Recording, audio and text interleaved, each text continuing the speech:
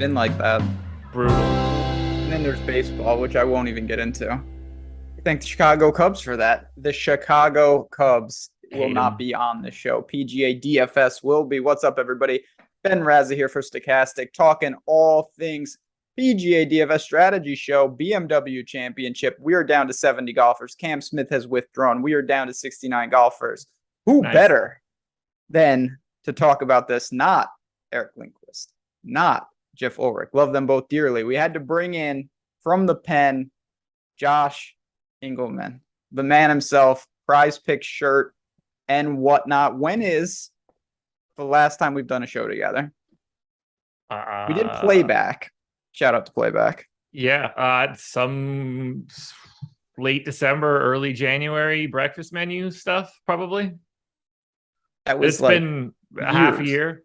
It's been a half year, yeah. It's been a weird year so far. It not really has been. Pretty awful. Yeah, not great, but we're going to turn the tide here. Chad, I see you guys. We got a lot going on here, but the good thing about this, we can really take our time and drill down. And I'm really glad that you're on the show because you just said to me before the show, you've been running your simulations, you've been doing your models, obviously all the tools that we have behind the paywall, checking those out. And I really want to hone in on how you approach it. But let's talk a little mercifully about St. Jude. I had Rory problems. Will Z was very gettable. That wasn't surprising. If you had Sepp Straka, you should be happy that I'm not in charge because I would round you up and question you because I'm really confused at how you would come up with that. It was just a weird board. You had mentioned to me just, the Scheffler, Rory, a lot of big names missing that cut.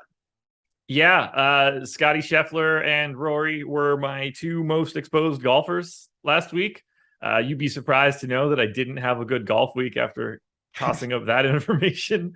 It was just like I was dead basically from the beginning. It felt like I had no chance whatsoever. But yeah, so Rory, Scheffler, both out on the number, destroyed me. I had enough Fitzpatrick that was nice, but like Billy Ho killed me again. He was my fifth most exposed golfer. I never really had a shot. Did I have any Straka? Yeah, no, didn't have any Straka. No. And I was under on Will Z anyway. So like I basically, everything that was good, I didn't have it. And everything that was bad, I had it extra. So really great event. That is well said. I was a little busy this weekend, so I didn't play a lot of DFS. My betting card was normal. I got some back. I wheeled Rahm. I really liked him last week. Him climbing up, if he could have got into the top five, it would have been really good. He did grab a small piece of it. Didn't really challenge for the outright, but I got some back there. Everything else was pretty standard. My biggest problem is I've really been, I don't want to say adamant, but Harold Varner's popped up a lot for me, and it's just not working right now. The putter is broken. The game is just not in great shape. We'll see what we have here, but I don't have a lot to say. I want to ask you one general question before we get into PrizePicks. We get into this tournament. Do you, naturally with the FedEx Cup, we're going to see the same guys over and over. Do you think there's like a momentum aspect to that? Like that you can get on a run? Do you care that it's the FedEx Cup playoffs? Or are you just saying this is a standard, every week there's a new tournament? I have a hard time thinking that there's any sort of momentum, at least not for anybody of relevance. Like, could someone that snuck in the ass end of it and then like sort of snuck in for this week be like just generally happier in life and playing a little bit better? Sure. I don't really think that any of that's quantifiable. Like, I don't think that anything matters when it comes to anybody at the top. The Rorys, the Rahms, the JTs, whatever. Like they're just approaching this like it's any other week. That would be my assumption at the very least. By the way, Harold Varner was my favorite play in my response to your tweet last week. So that also did not go very well. I mean, that tweet is the kiss of death. That's why you should follow me though, just to see what I'm putting out there at Josh Engleman as well. It's been a little hit or miss there, but you know what? The beautiful thing about PGA, it only takes one. And in a high variance sport, we get a little different format. And we're going to talk about that. But let's talk about PrizePicks. You've got the shirt. Did they give you that? They did. I've got all sorts of PrizePicks gear in this house. Well, people know what my shirt's from. I'll let chat answer that. Not from PrizePicks, but still effective nonetheless. If you haven't been to amazing PrizePicks, shirt. You should want these. They're so comfortable. I do want one. I'm not saying, I do like this shirt too, though. daily prop based contests. You haven't been over there. You're evaluating guys in a little different format, whether it's over under, and you can do strokes, fairways hit, greens and regulation. Who's going to make more birdies on a given day? A lot of different opportunities to take advantage. And of course, if you're going to go over there, why not get your first deposit bonus matched up to $100 with the promo code AWESEMO? Build the bankroll over there. Take a look. I've been playing a little more over there. I've been doing the videos, and it is really interesting to see some of the matchups that you're able to get. It's just, and I know you would know better than anyone, even though process over results, you don't win every time, of course. But when you're getting a top end player against a guy in the mid range for, say, who's going to make more birdies, that's got to be a spot that we really want to attack more often than not, right? Yeah, there's definitely some spots out there on PrizePicks that just get slept on. I think a lot of it just has to do with the fact that everything looks the same when you go to PrizePicks. You don't look at it and see like, oh, this is a plus 1,000 or something, where you try to find that value. So there are just natural places of big chunks of value that you kind of have to unearth on your own. Learning whatever sport you're looking at will help you a lot. I would imagine some of the more off the beaten path sports that exist, like lacrosse is on there, highlight shows up on there, disc golf shows up on there. I would imagine if you have any sort of real knowledge about those sports, you could destroy them. Absolutely. There's no, as someone who bets a lot of college lacrosse, like it's just really hard to line it efficiently. And I'll give you some insight. Naturally, what the books do is they shade it with the line themselves. So they say, okay, minus 130 on both sides. PrizePicks doesn't have that. You're literally just picking one of the sides. So you've got guys like Rory and Rahm, and you see their birdies or you know, how many birdies they can make versus Hovland and Cam Young. You can really attack, be on the lookout for those videos, and definitely take a look over at prizepicks.com or download the app in the App Store. But where you're going to be making those picks, this is where I want to get your thoughts. We've never seen this course. So what do you do when we go to Wilmington Country Club and we just simply don't know a lot about the course? I mean, am I allowed to answer this the real way? Guess. I mean, I go to Data Golf and see what they compare the course to if they can. that's why we've got to vet you before these shows. But let me ask you look, it's an incredible resource. There's no jokes about that at all. No jokes about that. But do you like a week where there's more unknown, where you can maybe say, you know what, I'm going to infer this, and if I get it right, there will be an edge, rather than saying, okay, now we all know that this course plays longer than anticipated. Now we know the greens are gigantic, and, you know, greens and regulation is a useless stat here. Do you like that unknown, or would you rather have more repetition and they played this for 15 straight years?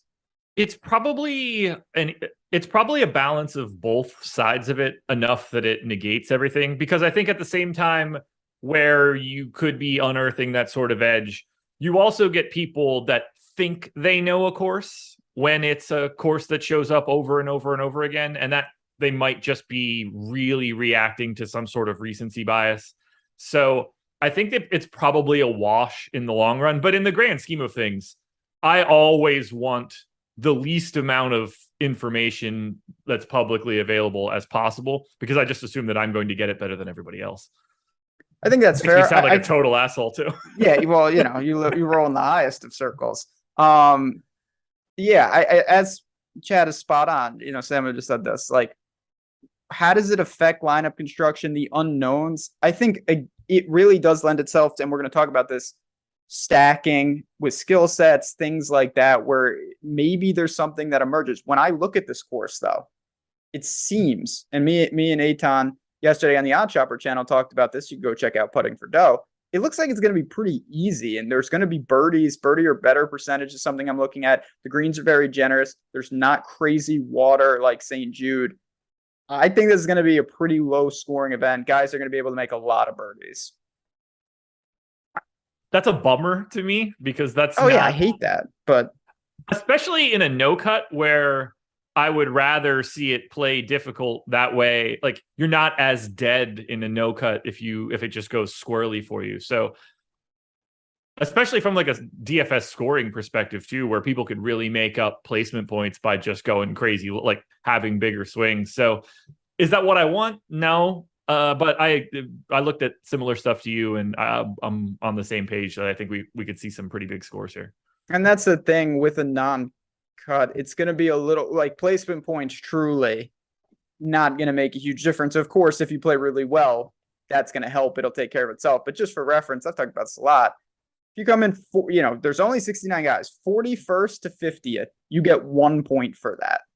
If you come in 8th, you get 9 points. That's a couple extra birdies over 72 holes. And you're talking about the difference of like 40 spots on the board. You could see guys who have streaks and bonuses and make like a quad or two outscore guys that near the top 10. Yeah, there's, unless you're getting into the upper tier of finishing, it will, in any sort of birdie fest, it will basically not matter where you land if you're basically outside the top 10. And that's what we're going to have to deal with. I don't think that this course is going to be able to handle it. We'll see about the weather, certainly like that. I'm targeting, things I'm always targeting. Good approach game. It would help if you could putt on bent grass. I don't think that's a huge deal. I think proximity is kind of important because they are large green complexes. Total driving, just a pretty standard thing. I don't think around the green will play a huge role. It's always good to be able to get up and down, but it doesn't seem torturous. Circling back to course for a second, because I just noticed this right now. And I mentioned, where I go to look at some course data. Obviously, we don't have any history at Wilmington Country Club. The number one comp in course similarity at Data Golf is Caves Valley, which is last year's BMW, which is really wild to think about. Because at first, when I saw it, I was just like, oh, it's like the sister course or something, and they're next to each other. Nope, that's not the case. It's in Maryland, isn't it? Different state. Yeah, different state. Okay. So very interesting to see at the very least that the same, like the most comped course for this year is last year's. And I don't know if that matters at all. I mean, it doesn't seem to play with any sort of craziness. Being longer off the tee is going to be helpful. That's generally a standard. Approach seems to be a little bit more important here than it normally is. Maybe we could dig into that as we're going through some of the tiers, but otherwise it seems to just play relatively normal, although maybe like slightly easy. It's fair. I've seen one video that compared this to Firestone. I don't see that at all, I'll be honest. Firestone is incredibly long and incredibly difficult at times. I guess there's some parallels. It's kind of in the same esque region. Ohio's kind of over there, but it's not on the list of the top. Everything Firestone I see is just a brute. I don't think this is going to be like that at all, to be honest. So 48th.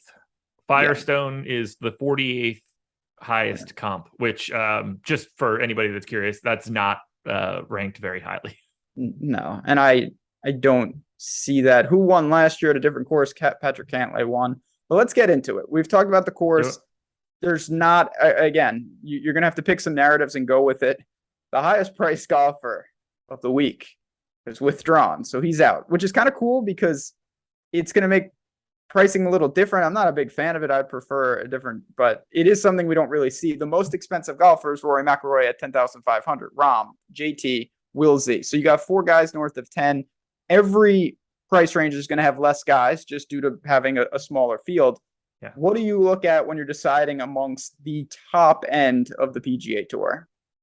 I mean, I took the first look at our ownership and then just sort of started taking a look at those first 4 names. Mm-hmm. I think it's pretty clear who the best option is. And I also think it's pretty clear who the worst option is.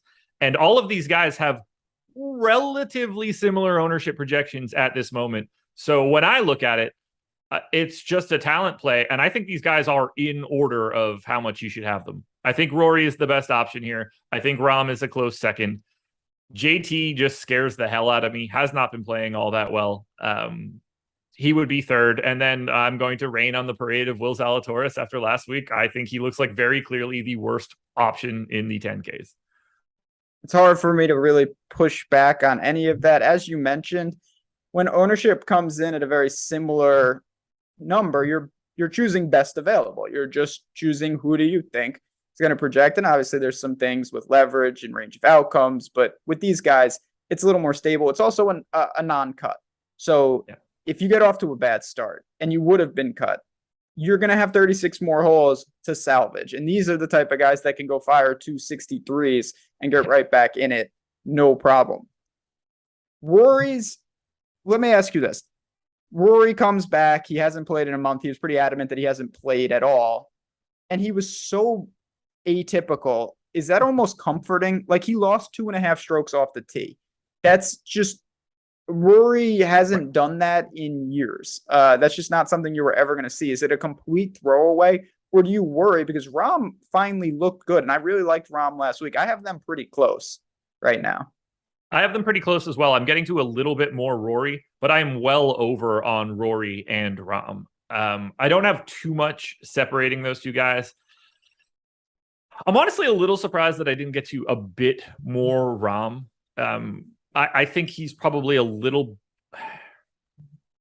like, ultimately the ownership doesn't matter. 22% we have on Rory right now, 19% on Rahm. That's the same number. Honestly, it's basically the same number for everybody down to 8,900. Everybody's between 13 and, if we just throw Rory out, 13 to 20. There's no like landmine, oh, this guy's 2%, like Spieth style, where he was overpriced by like $2,000 and just showing up in nothing. So I don't really see ownership as the distinction. I just see it as basically raw talent. I'm hoping that 2 rounds of Rory last week was just simply enough for him to like knock some of the rust off. Do you anticipate, because I'm with you, we see this pretty much, I have no problem with them, but I always like to ask Eric this, and you know, you're the same, you run a bunch of lineups, you're doing a lot of things. How much, if you had to guess, do you anticipate having 2 golfers north of 10 in the same lineup? A lot. Okay. And is that because I can it's actually give you that answer if you want it. Yeah, I want it. Give me that answer. Actually, it's not as much as I thought, just because I am getting to I'm going to take that beating on Scotty Scheffler again. So we'll get there when we get there. Yeah. So let's see. Obviously, it's basically every one of these lineups.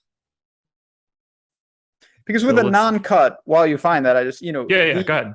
You can obviously incur a little more risk, because you know that even if you pick, they got to play well, but you can just find guys at the bottom. You can open it up. And I think a lot of people generally in non-cuts go more stars and scrubs, go very aggressive at the top. But I want to know, like, Rahm Rory as a 1-2 combo, you still have 7,300 for 4 spots. You can easily do it. So of the 150 lineups that I have, that would be like, if I had to enter the contest in 45 seconds for what I have, 58 of my 150 have 2 guys in the 10Ks. That's way more than I even thought you were going to say. Wow. That's less than you thought. That's a lot. A little bit. I just think it's really easy to get to them this week. And I think they're on a very different plane. We're going to get to the 9s in a second. And if you just wanted Rory Rahm combos, and again, I expect this to taper a little bit as more ownership data comes out, and it'll flatten a little bit from where I'm at right now. But in terms of Rory Rahm combos, 26. You might be like spot on. I know. You don't think I know? You're a little low. 31.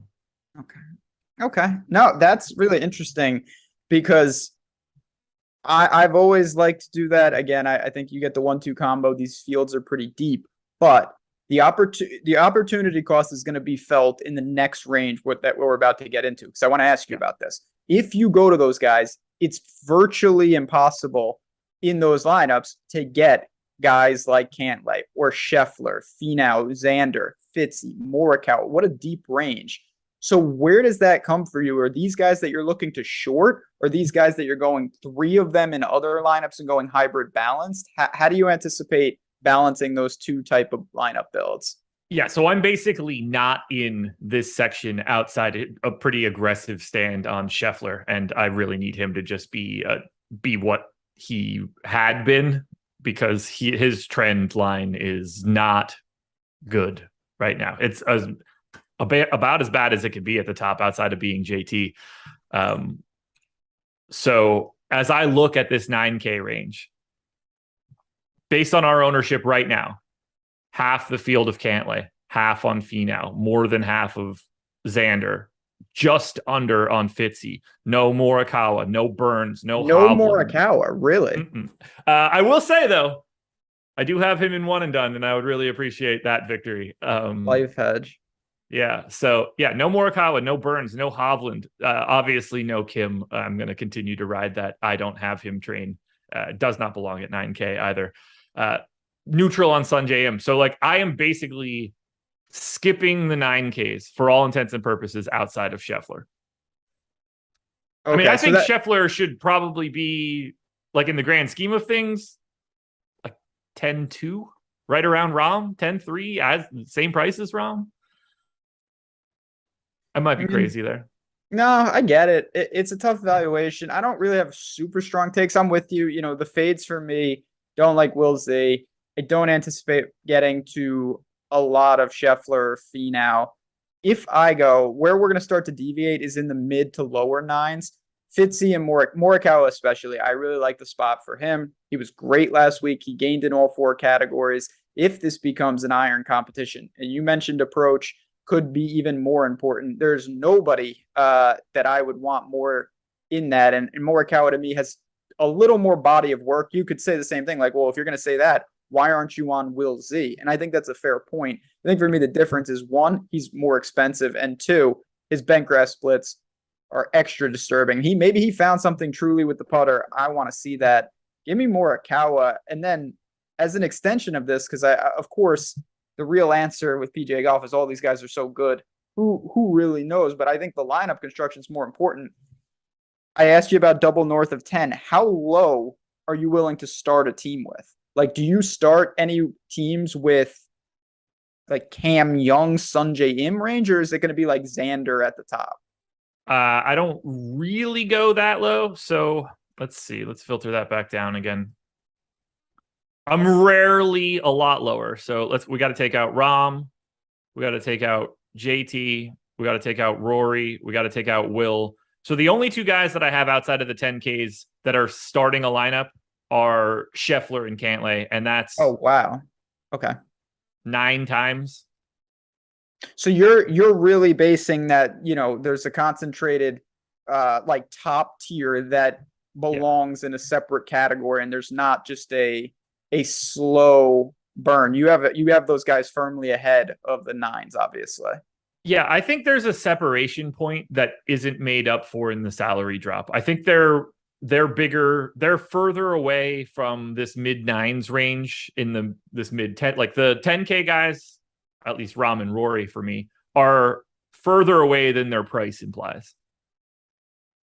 Okay. I don't really disagree with that. Again, I'm opening up a little more. I don't mind starting like Fitzy Morikawa and going like crazy iron specialist team. We'll talk about some of the guys in the 8s. I get it though. And so, yeah, that's how you'll be able to do it. If you really short this range. And let me ask you specifically, you've talked about a lot of these guys, but Tony Finau, who's just been on a ridiculous tear. Not only is he playing outrageous, he has gained strokes everywhere in all categories over this run. He's just doing it with the putter. The irons are good. The off the tee game is always good. Around the green is comically good right now. He's clearly overvalued. He's running really hot, but there's also something about just like being in the zone. Hard to quantify though. Right. I mean, he is the second, arguably the hottest golfer, second hottest golfer going right now. Him or Kim, basically. There's not too many other ways to cut that one. I don't think anything's different, really. I mean, I'm sure winning back-to-back events certainly is a boost for someone that was struggling to do stuff like that in the past. But he just shouldn't be 9,700. I don't weigh recency as much as like this price tag is weighting it. Is he good? Yeah, of course. Would I be surprised if Tony Finau came out and won? Absolutely not. But we're trying to build lineups. We only have a certain amount of salary to do so. And I think every lineup that I put Tony Finau in, if he is going to be 18% owned like we have him right now, I think every lineup that I have with Tony Finau is starting with like $400 less than it should. Yeah, it's hard to push back on that. I mean, I haven't seen the books, but if you told me, head to heads, Finau versus Scheffler, Finau versus Xander, I'm assuming he's a dog in those type of matchups, and it's hard for me to push back on that. So I get it. I got to ask you as we go to the bottom, and we'll get to the eights in just a second. You've said that you're not going to do it, and I've been basically with you outside of a couple weeks with Tom Kim.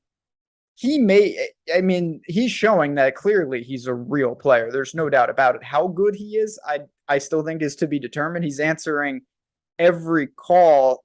What do you do with this guy? Because you're an extremely data-driven person, and we just don't have the data. Is it you tend to be late on guys like this, or is there something specific with him that you don't like? I mean, I'm obviously going to be late on him. That's just going to happen. To me, there's no way around that. That's just not how I'm going to play anything. I need more data. His win was an aberration, as best I could tell.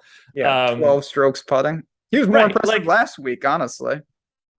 I think that's a true statement to make. I mean, the people that were just filleting him about how amazing he played in that win, I was just like, we know that that's not true. Like, it's a great story, fun to watch. We could talk about it like that. But if you're going to gain 12 strokes putting, we can't talk about how you played exceptionally well. Yeah, you should win. Yes. Like, especially when you're that good. Like, he didn't play exceptionally well. He putted exceptionally well. Two different things to me. So anyway, I don't have him here. I didn't have him last week. I didn't have him at the Wyndham. I'm going to just stick to my guns there. But like off the tee last week, he was great. In the approach, he was great. Putter left him. That's why he finished 13th. But like, can you imagine if he was as good off the tee or in the approach last week as he was in the Wyndham? He would have won by like 100. Yeah, I mean, if you're gaining that type of strokes on the green, it's going to be hard to lose in some regards. But outside of that, if you throw that week away, it's been fantastic. Tee to green has been absolutely spot on from 3M to Rocket Mortgage at tougher courses with tougher fields at St. Jude. This guy is answering the call. It's just a tricky situation. I'm not as staunchly against it, but I do know realistically I'm just not going to be able to get over because this is such a deep field. Let's talk about some of these guys in the upper eights. Cam Young is here. Spieth, Lowry, Neiman, Homa, Decky, Corey Connors killed me last week. Hatton, Wise, a lot of names. You're going to be able to get this guy as your third man in on your double up north of 10, or maybe even your fourth man in on a balanced. Who are you gravitating towards in the eights? All right. Well, I'll let you handle Aaron Wise later because I'm sure that you're going to do that. So I can just skip that one. You mentioned Connors. He's another guy that I have a solid chunk of in this range. Cam Young, another guy that I'm getting to. When I get into this this 8K range, for the most part, unless someone is just not priced where they should be, someone like Adam Scott, in my opinion, for this week at 8K should just be lower. I tend to just sort of get the opposite of what's going on here. So like, I don't have Homa. I don't have Decky in this range. It's Wise. And these are guys that I just kind of always have. So it's refreshing to know that you are going to make the case for most of what I'm about to say.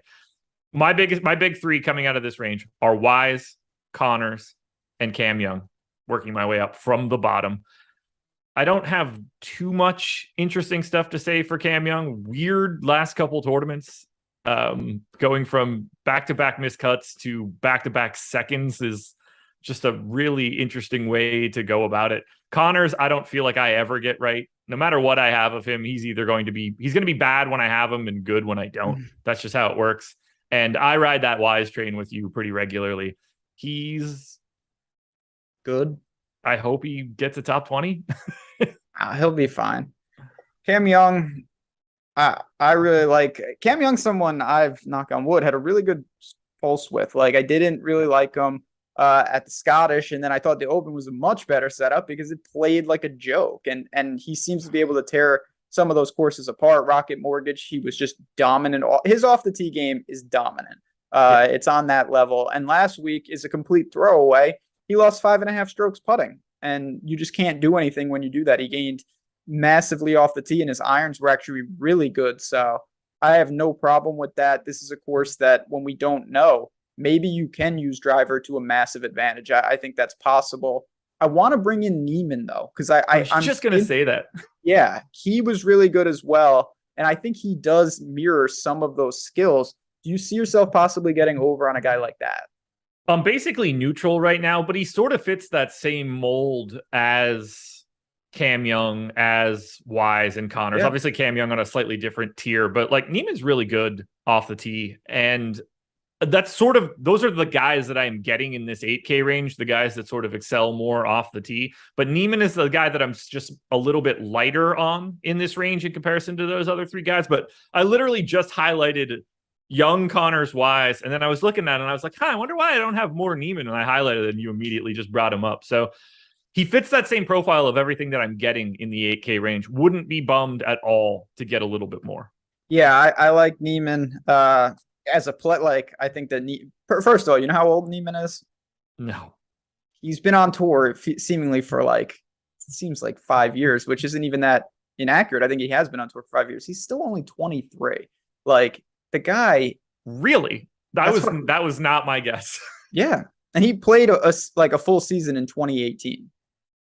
People don't realize how young Neiman is and how talented he is. He's way ahead of schedule. Like, this guy can really play. He's getting markedly better as we go. It doesn't mean it's going to culminate in a FedEx Cup win right here, but I really like his game for this course. I'm certainly going to second Aaron Wise, who you don't know what you're going to get with the putter, but you do know what you're kind of going to get tee to green lately. He's been very, very good. I think this is a pretty good course for him for what I can see. He doesn't really have a surface, but bent grass seems fine. So the one guy I want 60 to 1 to win if you want to. Yeah, 60 to 1 is out there. Eitan was on that yesterday. I bet him. He was in my PGA video this morning, actually, for a top 10 at plus 260. So I'm okay with that. Ty Hatton is in this range. My biggest complaint with him, it was all putting, and now he goes to his worst surface. I think that's kind of a red flag there. I would much rather go to Connors as an iron specialist. But the one other name before he moved down, and we didn't see him, in theory, Decky could do a lot of damage here, but I think there's just so many unknowns around him, and the ownership isn't cratered where it's like, oh, Decky's 2% and everyone else is 11%. We have him in line with Homa and Neiman and those type of guys in terms of popularity. He does feel incredibly out of place here, but I mean, if you just start looking back at his recent results, it is awful, awful, awful, really good, awful. And I don't know the best way to reconcile that. I never trust him. I'm happy that it's not like it was, let's call it like a year ago at this point, where I unquestionably would have had like 50% Decky in this spot. Mm-hmm. Now, I think he's sort of where he should be. He just when you see his name at this price point with the other golfers around him, you feel like he should stand out. But I don't think that he does. I think that's pretty fair. If you told me you want, and if you're building 150 and you want a pretty decent exposure to Decky, I wouldn't push back. We just simply don't know. And when you don't know, there's always opportunity. But I don't think in a non-cut, it really helps him as well. He really hasn't done anything. He's got the neck issue, obviously. There's a lot of guys. If it were a non-withdrawal event, I would feel a lot better. Yeah, that would be. He's got the live cloud, maybe. Doesn't seem like Decky's going, but maybe. And yes, a WD in this field is straight death. You can log off. And I was waiting for Tokyo Swan. If you were not in the show about 10 minutes ago, you might want to back up and hear the slander that Josh had on your boy, because credit to Tokyo Swan was legitimately the first person who mentioned Tom Kim out there, seemingly years ago. Anyway.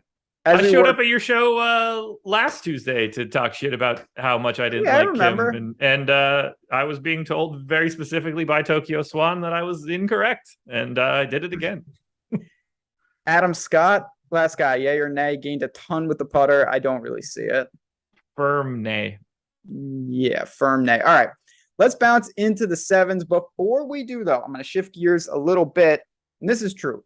Honestly, not the biggest fan of preseason football, but if you are going to play, use what I'm about to say, because our preseason DFS projections, there is a massive edge. Matt Kajeski, Neil, Osmo, everyone is doing a fantastic job. behind the scenes to get you ready for what is a scavenger hunt of who's going to play. We're giving them to you for only $5 for a limited time. Go get them.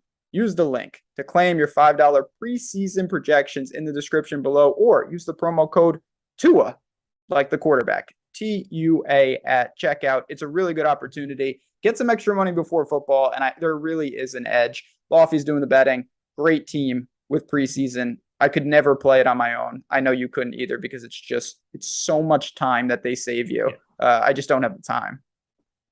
I don't mess with preseason at all, but if I were going to, Matt Kajeski's, the amount of time that he puts into putting this together is staggering. He's on top of it. I do college football with him. He digs into the stuff that I don't want to do, and that's why it's incredibly valuable. Simple as that. Mid-range, this is where, 70-man field, the majority of the guys are in these next couple ranges, and the ownership starts to thin out a little bit. We're seeing a lot of guys sub 10% now, and it kicks off with Billy Ho. You've got PGA Tour regulars, Henley and Harmon. Cam Davis is a name I have to ask you about, but we'll open it up. Who do you see in the upper sevens that you think you're going to be pretty far overexposed to? None of them as of this moment. It's more of the lower sevens that I'm getting to. And when it comes to this area, I'm not, there's no confidence. This is sort of just a function of lineup construction. I need a little bit more salary given how heavy I am at the top of the salary tier. Normally, Billy Ho is a guy that is in a lot of the things that I'm doing. And I'm a little surprised that he's not showing up more, because I think he's probably the second best golfer in this entire range, and it's just not playing out for me that way. Maybe it's the ownership in relationship to some of the other guys that aren't really pulling it at the bottom. I wouldn't fight anybody for wanting to play Billy Ho here. He is the guy that stands out most to me in the top section of the sevens. Just has a little bit of everything across the board. And like I said, I mean, all right, who do you think the best golfer is in the 7Ks? Who do I think the best golfer? Not from a DFS perspective, obviously. Like just no. Yeah, straight in life. golf. So I would say that I would say this. I would say it would have to be Billy Ho, but I think that Davis Riley ultimately could be the best, because we just don't know. Okay, so I shouldn't say that it's Killer Keith. No, he's not in any capacity. Okay. No. What about, I'm stunned that you're not going to Cam Davis. Cam Davis, to me, checks every box that you could want. He is a machine at manufacturing birdies. The guy makes a couple doubles or worse in seemingly every tournament. 8th, 6th, 16th, 14th, and 13th. Birdies. 19, 20, 22, 20, 20, and 18, and a handful of eagles in most of those tournaments. How could you not like him in a non-cut? I think he's too hot right now, and it's going to drive him up a little bit further than I'd like him. In terms of popularity?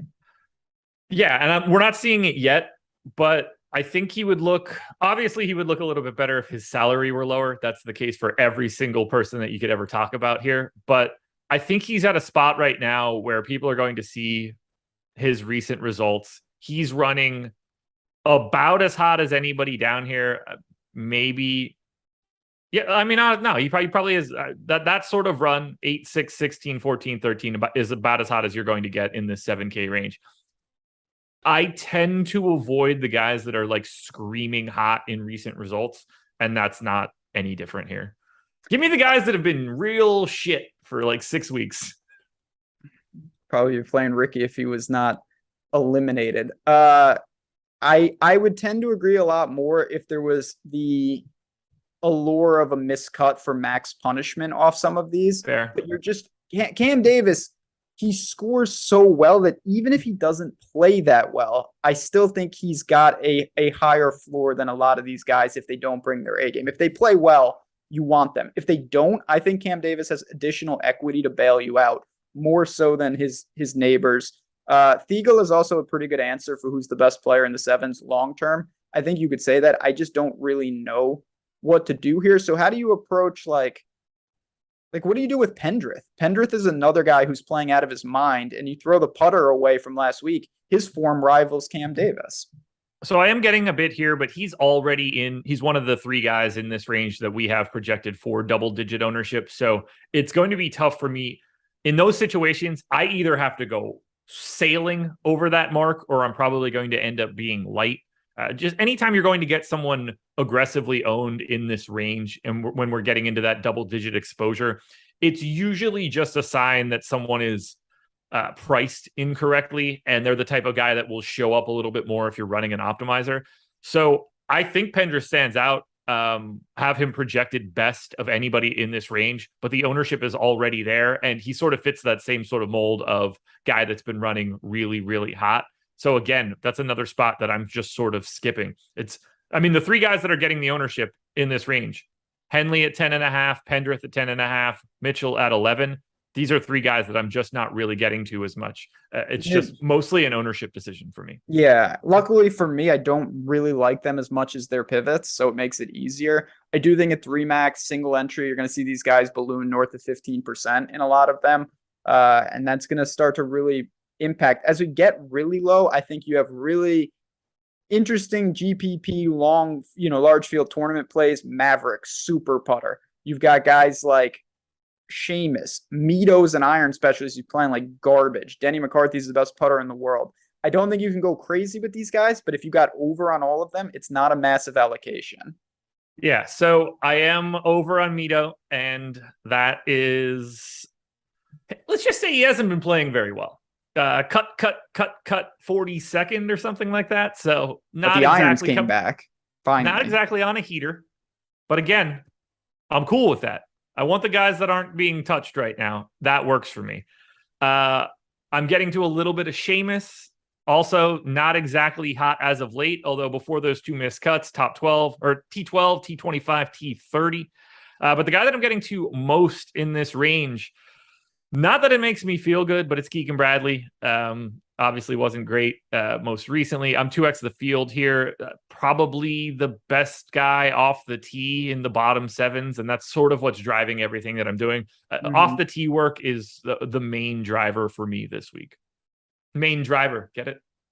I see what you did there. I'm honestly a little surprised that you didn't get to Straka last week, just given like how you're willing to accept some really sketchy recent form for maybe some long-term data. And Straka had long-term data. His recent form was rendering him unplayable for me. Yeah, I did not get there. Is the type of guy, though, that sneaks into my stuff in like an aggressive manner. Don't worry. We're about to talk pretty aggressively about a sea of 6K guys that are dog shit that are in everything that I'm doing. Yeah, and we had that question from chat, and it's obviously very noisy and debatable about, like, should hot recent form be viable? How many rounds do you look at? I don't think there's a set answer. I think that the more you zoom out, you have to, first of all, try to pair it with the course. I think that's the most important thing. Some guys have been playing the Barbasol and the 3M and the Rocket Mortgage. Other guys are coming off majors and stuff at really difficult courses. It's just not the same. So if you get comparable courses and the form checks out, I think that's great. If they've got bad recent form, but they've been playing courses that have nothing to do with this, I think that's even better because it's a buy low spot and they're not playing as bad as it seems. Yeah, I there's not like a cutoff for me where once a guy gets to like 40 rounds or 60 rounds that I suddenly believe it. If I hear that there's like a specific change that someone made, it's like, oh, this guy, he went to different putter style, which I don't really ever care about putting, but that's the type of thing where if there's an actionable point that you could point to where he's like, this is where he made this change for the next 40 rounds that he played, all of a sudden he's better. That's where like I might give him like a thumbs up or something in Fantasy Cruncher. But generally speaking, long-term data is going to rule the roost for me. That's going to make up like 80% of what I'm doing.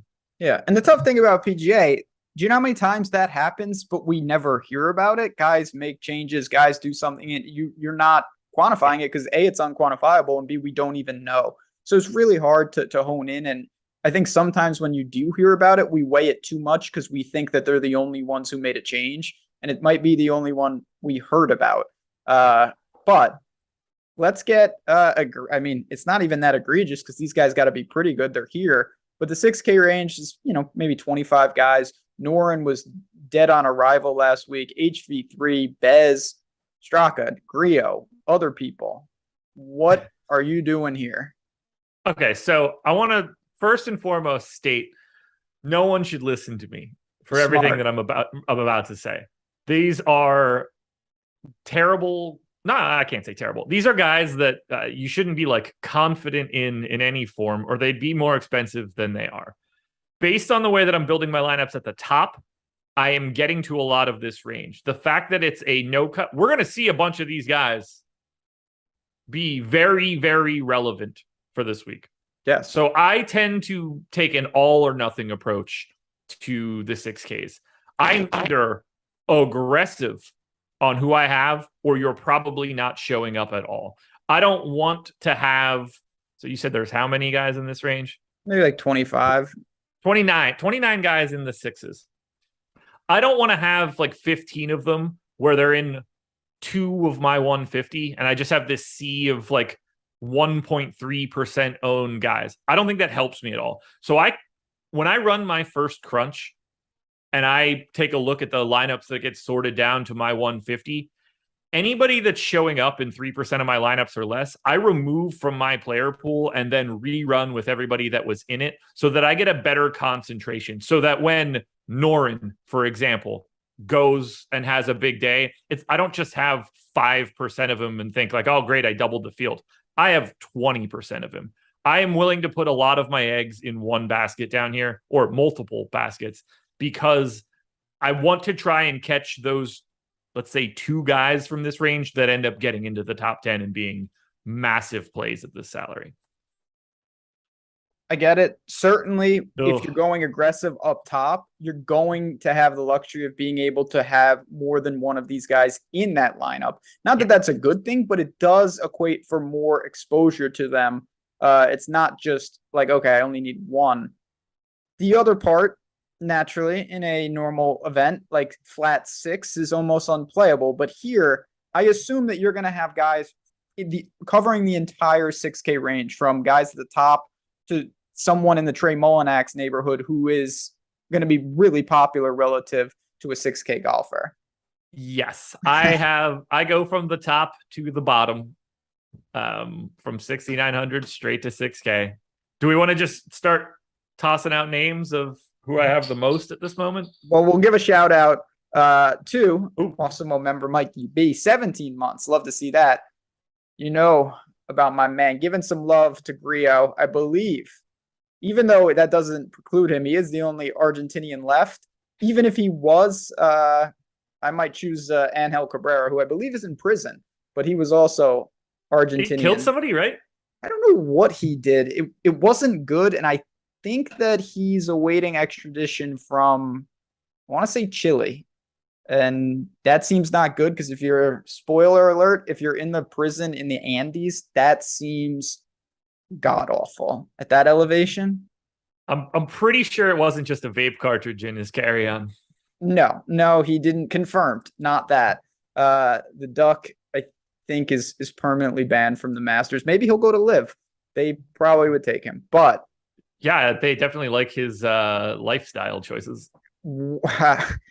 Where are you? Start throwing names out. Go ahead, because we've got 10 minutes left. We've got a bunch of names here. How do you prioritize the 6s? I'm just going to work my way down there's 1, 2, 3, 4 names that I definitely have to say that I'm aggressive on. And then there's a couple others that I'm like, I would be aggressive to other people, but my aggression makes it seem less.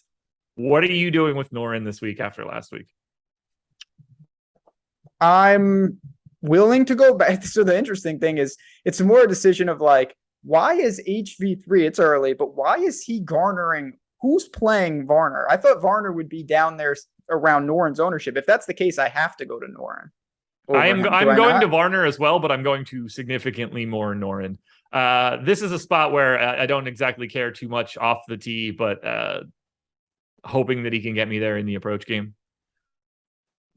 Hasn't been good as of late, coming off that WD, but was second in his previous event. So I'll take the second and not the withdrawal.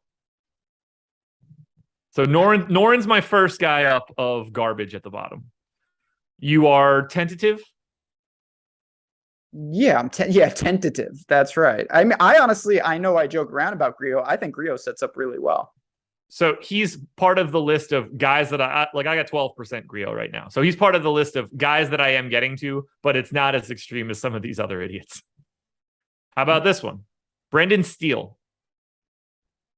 Big time off the tee. You really are weighing off the tee. I am. So what do you, is part of this because you're pivoting off Molinax, who is clearly over-owned? He makes sense, but he's clearly way too popular. He's in none of my lineups. I don't think there's a lot of utility in going to him if he's going to pull double-digit ownership in the sixes. Like, that's just, he's not that likely to beat everybody else.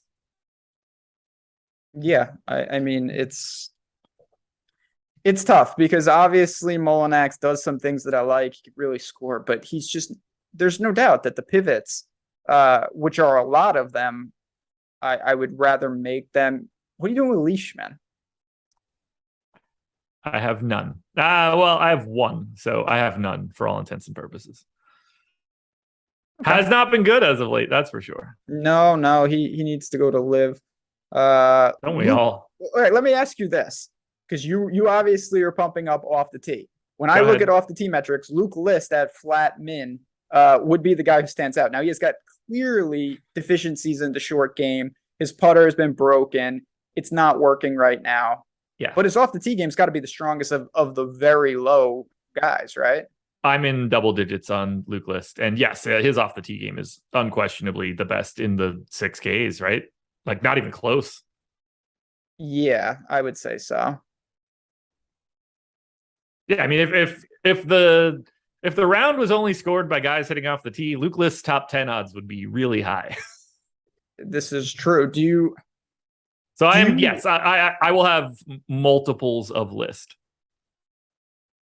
Do you look, because as we kind of get into the last topic here, and certainly if there's players we didn't get to, we'll see how ownership matures. Me and Geoff over tomorrow night, live before lock, breaking down, answering your questions, whatever else you guys want to talk about. We'll get a little egregious. I want to ask you this, though. You obviously have a formula of what you're doing. Will you have lineups that are, even though I know you say, and you're right, like it's not as predictive, will you have lineups that are like Mackenzie Hughes, Lucas A. Bear, Bez, guys that are like around the green and putting specialists, and say, I'm going to group them together, pair them with, elite players off the top who don't have skill sets because they do everything well? Or do you say, I'm not going to waste shares on guys that I just actively don't like? I will, like, those guys can sneak into things, but I won't go into it with any sort of plan like that. Okay. That's fair. Like Kisner's another one. Yeah. I think that there is some merit to, not Troy Merritt, see what I did there, but some merit to grouping some of these guys that don't do the same thing well together, and hope that maybe this course off the tee is irrelevant. Maybe it's a wash. Maybe you can't separate. And then if I knew that, guys like Kisner would get a huge boost. I don't think that's going to be the case for the record, but I'm willing to say if I'm going to be wrong, let me be wrong in 4 of my 6 spots together rather than being wrong on one guy in so many different lineups. No, there's definitely that thought process makes sense to sort of like, I don't want to say zig when everybody else zags, because it's not like everybody's just out there saying, I want to get everybody that's great off the tee, but putting together, if this is like, what is the best lineup that you could put together if you're just looking at around the green and putting, and seeing how you could, after you take your first 2 guys at the top that are inevitably getting ownership, how do you differentiate at the bottom and create a theme? That's a very reasonable, in my opinion, way to put together a lineup. For me, the way that I just have everything automated, I'll never see it like that. But if I were trying to build for like a 3 max, I think there's a lot of value in crafting that lineup around a skill set. And that's really what I do. I don't max center. I build a lot more for, a specific like 3 max and like that. And I really would advocate. My last question for you before we get out of here, we will bring you back soon, hopefully. And we'll be talking all sorts of other sports, but do you play cash in something like this? I don't. Okay. I don't either. I'm not a great cash player to begin with. I was just wondering, like, if that's something you like to explore with non-cuts or small fields. It's something I want to play more. It just really comes down to time. And I don't really want to prep two separate things more often than not. It's different in golf because you're not under the gun for anything. It's, you can do all of that prep for the most part the day before, barring whatever idiot is going to get yanked out of the tournament at 6:01 or 5:59, whatever time you can save yourself. Yeah. But I don't mess with it all that much. And for me, that's another thing where I would basically just be running my optimals, grabbing like 100 of them and figuring out which one has like the highest ownership is basically going to just end up being whatever my cash lineup is. Fair enough, friends. It's been real. BMW Championship, 69 golfers up, 69 golfers down. We covered most of the field. Again, if you've got questions, at Josh Engleman, at JazzRazDFS. I don't know if you tweet Josh, if he would even respond, but try it and find out. I don't know what you do. You a good responder on Twitter? Probably not. Maybe? No, never. So try it. I mean, it depends what the question is. Like, if it's a 1v1, then I'll never see it. Of course. Yeah. You'll probably get muted. You'll probably be blocked or muted into the ether. I'm a muter. I'm a muter as well. On that note, friends, as always, you guys have been with us all year. I really appreciate it. It's a fun show. I love doing it each and every week. If you want to support us, hit that like button on your way out and make sure, hop on this channel. We're going to be at 80,000 subs with football coming up. And that is a lot of people. Join this community. But for me, for Josh, for Mr. Xander behind the glass, thank you everyone for hanging out with us. Good luck. Enjoy the BMW Championship. And we will talk to you guys tomorrow night.